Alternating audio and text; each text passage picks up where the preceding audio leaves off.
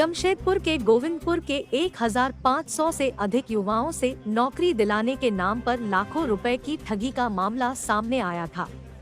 मामले को लेकर बीते दिनों ही गोविंदपुर थाना में शिकायत की गई थी। इधर कार्रवाई न होने से नाराज युवा शुक्रवार को भाजपा नेता विमल बैठा के नेतृत्व में उपायुक्त से मिलने पहुंचे।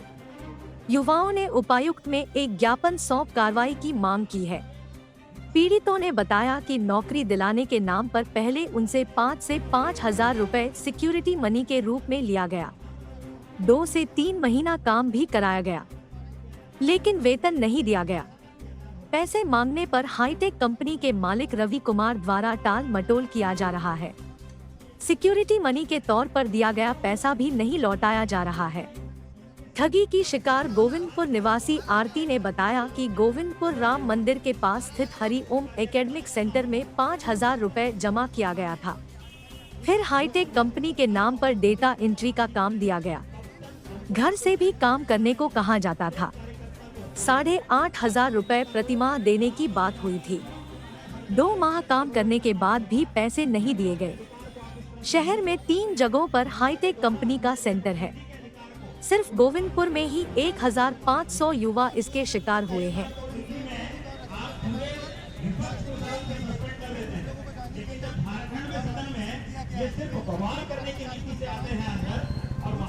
थे डाटा एंट्री का काम था। उसमें कुछ दिन काम करने के बाद हमको मतलब ट्रेनर बनाया गया था, कोऑर्डिनेटर थे। जो भी लोग न्यू लोग जो ज्वाइन करते थे उसको हम ट्रेनिंग देते थे। तो हम लोग का भी सैलरी 4 महीना से नहीं आया था और यही सब हुआ। फिर सर जो हम लोग का रवि सर थे वो बोले थे कि सैलरी मिलेगा। लास्ट में उनका मैसेज आया कि सैलरी नहीं मिलेगा। कुछ पैसा भी लिया गया था किसको? हम लोग को? हम लोग से 3,000 SD लिया गया था। 2,000 सैलरी से काटा जाता था, रजिस्ट्रेशन और ट्रेनिंग चार्ज। वो तो 4 महीना से सैलरी नहीं मिला था। और हम कोऑर्डिनेटर का भी काम करते थे जिसमें 2,500 दिया जाता था, वो भी नहीं मिला। मेरे को 2 महीना का सैलरी मिला था। मेरे पास सैलरी स्लिप भी है। कितने महीने का सैलरी दिया गया था? 2 महीना का सैलरी मिला है। कितने रुपए दिया गया? फर्स्ट मंथ हमको 3,000 3,500 मिला था और दूसरा महीना 5 से 6,000 के बीच मिला था। का बात किया गया था 8,500 मिलेगा, लेकिन वो लोग पूरा मामला गोविंदपुर और ग्रामीण क्षेत्रों का है, जहां पर बच्चे जो कॉलेज के छात्र हैं, छात्राएं हैं, जो अपना पढ़ाई का खर्च निकालने के लिए एक डाटा एंट्री में काम करने के लिए बेबस हो गए थे। जहां उन्होंने काम किया, उस कंपनी का नाम हाईटेक कंपनी है और बच्चों से उन्हें लोभ देकर 5,000 रुपया भी ले लिया। साथ ही 3 माह उन लोगों को काम कराया।